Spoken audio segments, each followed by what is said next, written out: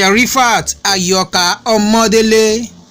ọmọdélé dosù ó ti lé téńté ẹni tí ọlọ́run bá dá sí ó tọ́ ó yẹ kírú wọn ó ṣayẹyẹ àjọ̀dún ọjọ́ ìbí ẹni àsìkò ìdúpẹ́ ló jẹ́.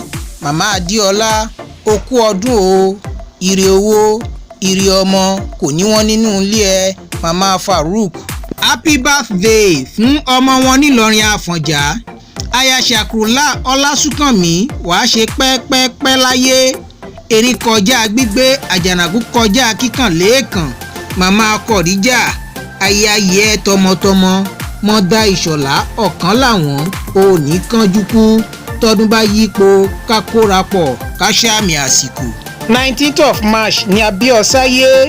adé orí ọ̀kín òjọ tẹyẹkẹyẹ àbájọ tó fi yàtọ̀ láàrin àwọn obìnrin rere tó wálé ayé wá ṣe rere. abiyamọ gidi Sherifa mama Shakiro. mọ̀mísí dókítà Shakiro Abíọ́lá ìràwọ̀ ńlá ni ẹ́ o. tẹ̀bí tará ló ń bá ọ yọ̀ fún ọjọ́ ìbí rẹ. ibi gíga láwọn ti máa bá ẹ. ìránṣẹ́ kẹ̀rẹ̀ kì í lọ sóde ìbànújẹ́. ẹ̀gbọ́n Adérónkẹ́ ẹ̀mí á ṣe púpọ̀ púpọ̀. màmá dókítà Mariam Ọlábímpé ní Georgia. màmá dókítà Shakiro Abíọ́lá ní Georgia. mọ́dà Kọ̀díjà Adéọlá ní Georgia. mọ̀mísí ọ̀kan làwọn Farouk ní Georgia náà ni. aya ọlásùnkànmí Shakrullah tó ń fi Georgia ṣọlá lọ́lá olúwa. ọmọdélé ayọ̀ rẹ ò ní wọ́ọ̀kùn.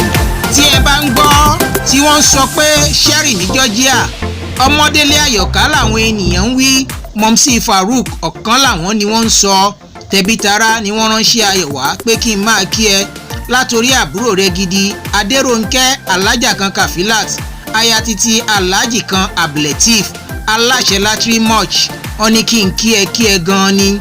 olùwà Habib Mustiu Alabi Adékúnlé Ridwan Alao pẹ̀lú Modinat Asabi ìyá àbèjì gbogbo wọn ni wọ́n sọ pé pẹ́pẹ́pẹ́ ńlọ ọmọ owó ń ṣe nílé àárọ̀ o. Saheed Ìṣọ̀lá náà ò gbẹ́yìn ó kọ̀wé ayọ̀ wá bá mi nílé.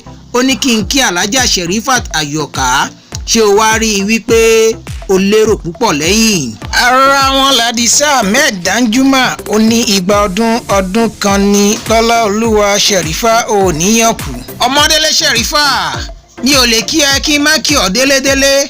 Ìlọrin àfọ̀njá nílé àwọn bàbá rẹ. Ìlọrin gèrè álìmí tèmi. ìlú tóbi tó yẹn wọn ò léegun rárá. ẹ̀sìn légúngún ilé wọn ìkọ̀ǹkọ̀ ńlọrọ̀ ibẹ̀. ọmọ ajíbi kálámù dámọ́lẹ́kùn àìṣe kọ́ńdúkọ́ńdú. wọn ìlú lágbàájì kéwú ni wọ́n ń ké. ẹni àfọ̀njá bá tán nílọrin òkúkú kéré. sàó lọ́tún amọ́yọ̀ lọ́sì ọmọ akéwú gbẹrú nìyí o. ọmọ aṣáàdúrà gbọrẹ.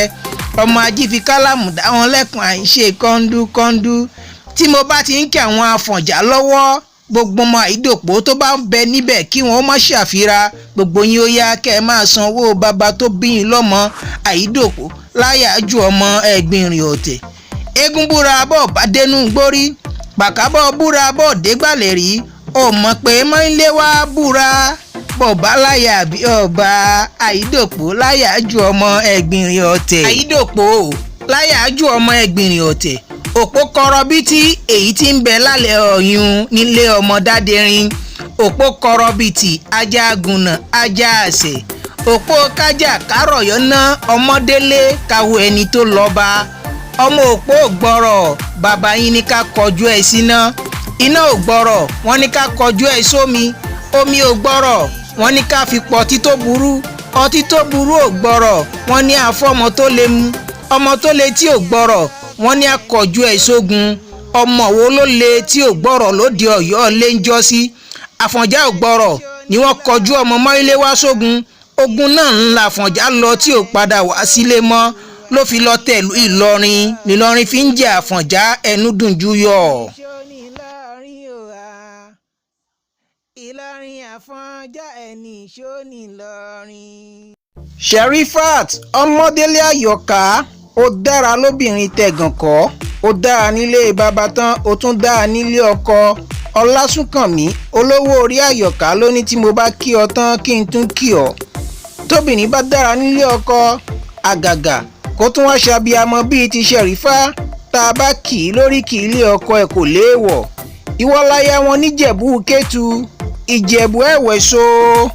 Ìjẹ̀bú ọmọ alówó dọ́là kóyìnbó tó dé, òyìnbó dé tán ńlówó ọ̀hún bá tún pọ̀ sí i. Ọmọ olówó òjòyè méjì pọ̀, òrìṣà jẹ́ ń dàbí onílé yìí ni wọ́n ṣe ń pègbẹ́ Ìjẹ̀bú lówó. Ìtọ́ Ìjẹ̀bú owó, ìtọ̀ Ìjẹ̀bú owó, àtọ̀ Ìjẹ̀bú owó, kékeré Ìjẹ̀bú owó, àgbà Ìjẹ̀bú owó ni, dúdú Ìjẹ̀bú owó, pupa Ìjẹ̀bú owó. Ẹ̀yin lọ máa lówó dọ́là kóyìnbó tó dé, òyìnbó dé tán ńlówó Ìjẹ̀bú ọ̀hún bá tún pọ̀ sí i. Ṣẹ̀rífà okú oríire, okú ọjọ́ bí òní. Ọmọdélé Alájà Ṣẹ̀rífà, a ti bá a ṣàmì ọdún èyí náà, a ó tún ṣẹ̀mí tọmọtọmọ lọ́lá Olúwa. Lórúkọ akéwì àgbáyé, akẹ́kọ̀ọ́ akọkà àtàwọn olólùfẹ́ nílé lóko àti lẹ́yìn odi, a ti ṣọdún èyí náà, a tún máa bẹ́ẹ̀ ṣe mí. Happy birthday beautiful mommy, remain evergreen.